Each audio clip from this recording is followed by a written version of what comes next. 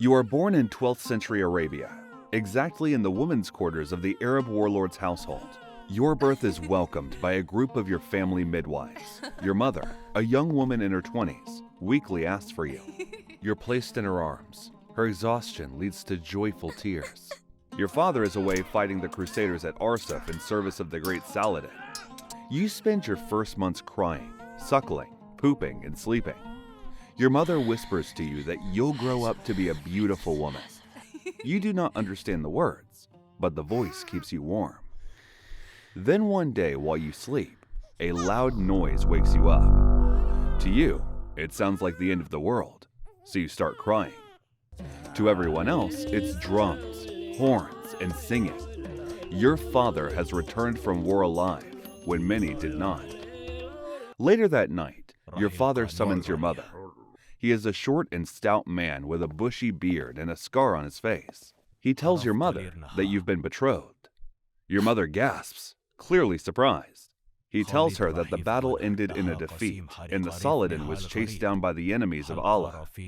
At Arsuf, another man pulled him from death, shielded him, dragged him from the press of steel, paid for his survival with blood. A debt like that cannot be settled with gold or horses. It demands something lasting. You are still in your mother's arms when the decision is made. You are not chosen because of beauty, promise, or affection. You are chosen because you are the youngest, the newest, the least entangled. Offering you costs your father the least politically. The men speak of honor, obligation, and repayment. No one speaks to you. No one needs to. Because among elites, marriage is currency. Daughters are alliances waiting to be spent. Betrothal in infancy is not shocking. It is efficient. The agreement is sealed long before you understand what a husband is or why one would matter. From that moment, your life acquires a direction you did not choose. You are no longer simply a child in the harem. You are collateral, a living receipt for a debt paid in flesh instead of coin. For the first 4 years of your life, you grow up inside walls meant to protect honor, not children. The women's quarters are your entire world. Curtains, courtyards, whispered rivalries, and rules you absorb before you can read faces properly. You are told you have a husband the way other children are told they have a name. You repeat it without understanding. It is simply a fact, like the sky or the floor. When you fall while playing, the scolding comes fast. Not because you cried, not because you are hurt, but because your skin is marked. You're told your future husband won't want damaged goods. You learn that pain matters less than appearance, that your body is already being evaluated for someone else. On the other hand, education in the harem is gendered.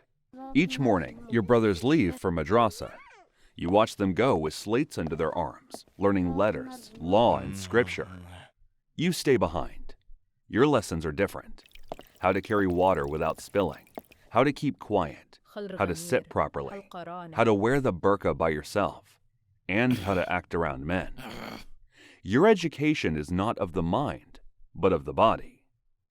At first, you do not understand why boys are treated differently from girls, but your head hurts when you think too much of it. So you do not bother and take it as how things are. After all, when you ask your mother, she told you that's how things have always been. Seasons pass, and you turn 7. On the day you turn 7, you're summoned by your father. You meet your father properly for the first time on a day everyone treats like a blessing. You meet him in the majlis, the room where all important decisions are made. And in your case, no decision is more important than the one about to be made. He smells of leather, dust, and authority. Men gather. Women fall quiet. You are brought forward, cleaned, dressed, positioned like something fragile and valuable. He asks you if you know about your betrothal. When you tell him you do, he asks you a question you do not understand. Do you accept this marriage? You see, when a female is betrothed to a person, it is required they give their consent before the marriage is finalized. So you look at the faces around you. Your mother's eyes urge stillness. No one explains refusal because refusal does not exist here. Because in 12th century Arabia, saying no to your father's decision regarding your marriage is easier said than done. If you say no, you will end up shaming your father and embarrassing your fiancé, who both happen to be warlords under the service of Saladin. There is only one end, and it is death. It could be by poison or worse, an honor killing done by one of your older brothers who believes you have tarnished the family's name. So you nod. You say yes, because yes is the only sound that has ever kept you safe. The room exhales, smiles bloom. There is food, music, and congratulations. You are told you are lucky, fortunate, chosen by a great warrior. Women kiss your hair while whispering warnings behind their hands about his harem, his mother, how quickly girls like you disappear inside other households. That day, you learn something important. You learn that consent is just a word adults use to feel righteous. After the celebration, your mother begins teaching you what the word wife actually means. Not romance, not comfort, just survival. She speaks softly, usually at night, when the other women are distracted. She tells you about the harem you will enter, how it is not a home, but a battlefield without weapons, how cruelty there is quiet, patient, and mostly done by other women. She tells you of her own experience when she arrived here for the first time, how she was bullied and even beaten. She explains harem hierarchy. At the top of the pyramid is your mother-in-law. She is the law of the harem, and whatever she says goes. Right beneath her are your husband's unmarried sisters. Up next are the legal wives, also known as hara. This is where you belong, but at the bottom, since you are new. She tells you that these are the ones you have to watch out for the most. Below the hara are the concubines, entertainers, and servants. She lets you understand that senior wives command, junior wives obey, while concubines scheme upward. And your mother-in-law watches everything. The other women do not hide their assessments. They comment on your body as it grows. Too thin, too soft, pretty enough to be resented. They speculate about how long you'll last and whether you'll be broken quickly or slowly. Some sound amused. Some sound relieved you aren't their daughter.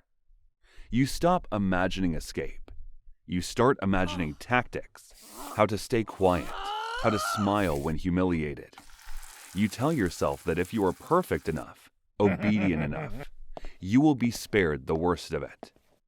But it doesn't take long before your body starts to betray you. You're 9 when it starts to change quietly. Tightness in your chest, a heaviness you don't have words for. Your mother notices immediately. Nothing about this is private. Nothing about you ever is. She adjusts your clothing, layers fabric where there used to be none, and her tone changes. You are no longer spoken to as a child who plays, but as a vessel that must be managed. You are told your body is early, dangerous even, a blessing to your future husband, and a liability to everyone else. From that point on, your movements are monitored more closely. Sitting, standing, laughing too loudly, all corrected. You are taught how to lower your eyes, how to walk without inviting attention, how to make yourself smaller even as your body refuses to comply. Your mother begins instruction meant to prepare you for marriage. She does not soften it. She speaks in duties, expectations, and endurance. She tells you what will be required of you, not because she wants to, but because no one warned her. Knowledge is framed as protection, though it feels more like a countdown. Meanwhile, your brothers continue leaving each morning for the madrasa. You watch them go, slate boards tucked under their arms, futures widening with every lesson. You stay behind, learning instead how to cook for men you haven't met, how to keep quiet, how to endure.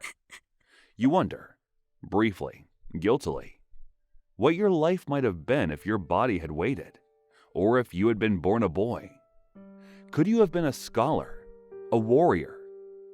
But wishing changes nothing. Your body has already spoken for you, and the world listens to it more closely than it ever will to your voice.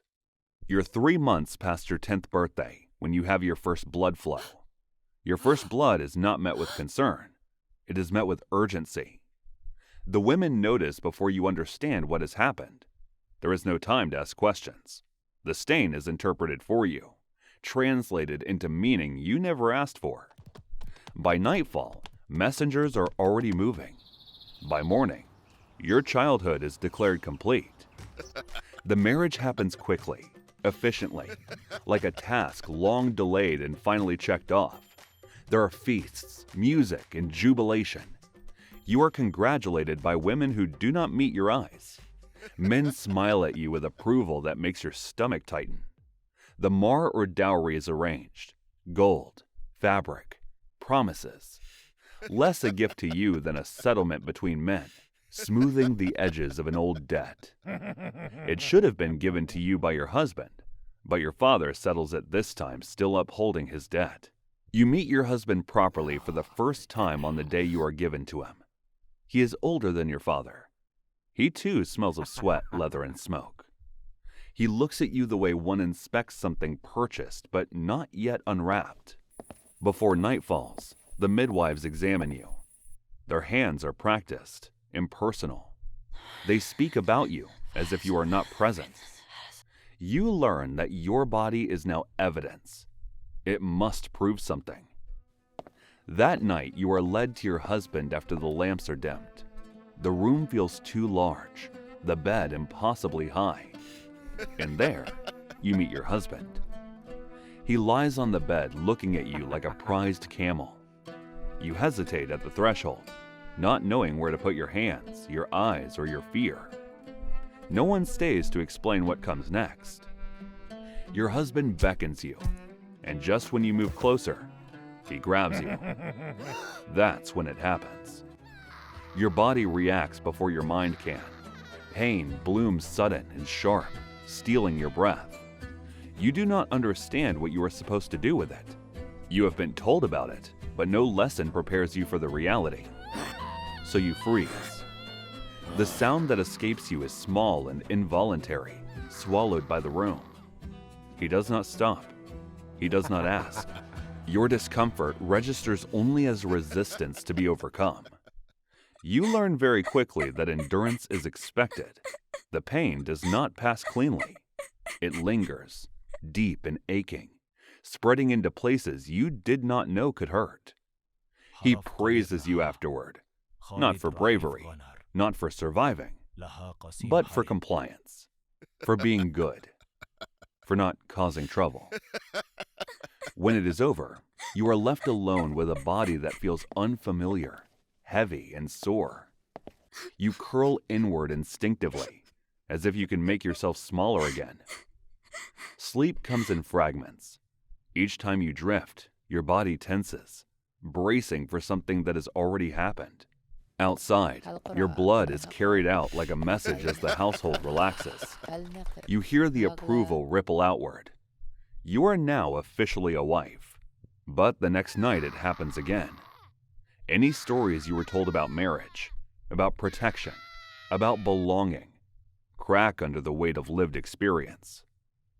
By the end of the month, you understand something fundamental. Your pain is not an accident. It is not a misunderstanding. It is simply irrelevant. You are taken to the woman's quarters after your night with him, as if transferred from one holding room to another. Your mother-in-law receives you seated, not rising, her gaze measuring you the way one weighs grain. This is not a welcome. It is an assessment. She explains the hierarchy as if reciting natural law. Your first days are spent learning what obedience looks like. You are woken before dawn to scrub floors already clean. Tasks are given and then contradicted. If you do well, it is ignored.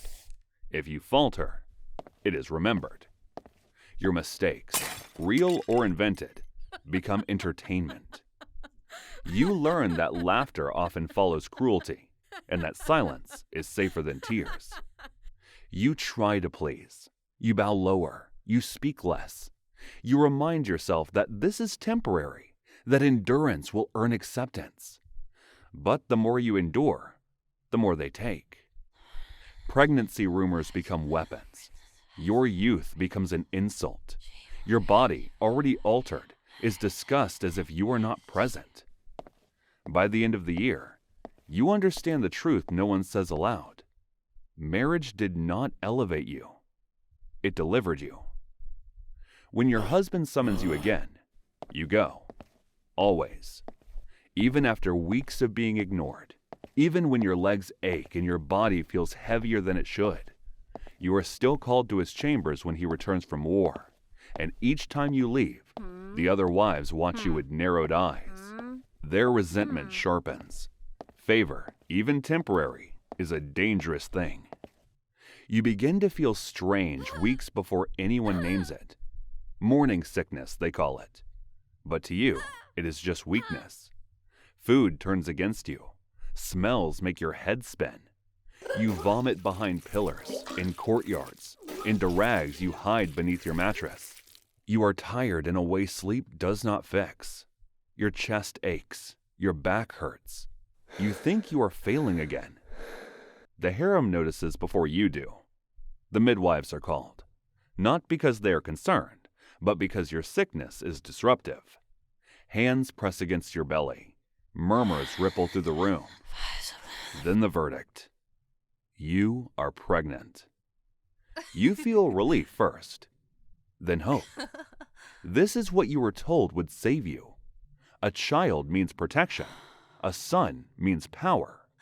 You believe desperately that this suffering has meaning now, that you are finally earning your place. The harem does not celebrate. The wives turn colder. Jokes become crueler. Tasks become heavier. Your mother-in-law watches more closely but intervenes less, as if waiting to see whether your body will endure or fail. You are still corrected, still blamed when things go wrong. Your husband leaves again for war. He does not see how your body struggles under the weight of a pregnancy it was never meant to carry. You hide your bruises. You hide your dizziness. You smile. You bow. You do not complain. And you tell yourself the same thing every day, that if you endure this, you will matter. Time slips past you without permission. One season bleeds into the next, and then one night, you wake with a tightness low in your belly. It comes, goes, then comes back stronger. At first, it feels like pressure, low, dull, almost manageable. The midwives are summoned calmly, as if this were routine, because for them it is. You are laid on your back, legs forced apart, hands gripping linen. They tell you to breathe. They tell you this is what you were made for. The pain escalates quickly. It does not come in waves so much as it stays. Relentless, tearing, consuming. Your body strains against itself, bones not yet finished growing, forced wider than they can bear. You scream until your throat burns, then until no sound comes out at all. Time dissolves. Hours pass, then more. You drift in and out of awareness. Voices blur. Hands push, pull, command. Someone tells you to try harder. Someone else says you are too small. You feel warmth between your legs that is not the child. When the baby finally comes, you barely register the cry. There is a sharp sound, brief, distant, and then it is gone, carried away by other hands. You do not hold the child. You are not asked if you want to. What follows is quiet panic. The midwives press cloth hard against you. More blood comes. Too much. They whisper prayers now instead of instructions. Someone says your name urgently, as if that might anchor you. But the room feels very far away. You understand what is happening only dimly. You are tired. The pain fades into something softer, almost peaceful. You think with a strange sense of relief that you did it. You carried. You delivered. You were useful. You died believing you succeeded. By evening, you are washed, wrapped, and buried. Your son is given to another woman to nurse. By morning, a message is sent to your family. Your mother weeps in private. The other wives shake their heads, then think of their own daughters. Your father receives the news, nods once, and returns to his obligations. Debts still exist. Alliances still need sealing. Other daughters remain. Your husband takes new wives. Life in the harem continues uninterrupted. Your name fades quickly. There is no record of your fear, your endurance, or your pain. Only a birth, a death, and a replacement. This is not tragedy. It is a system working as designed till this very day.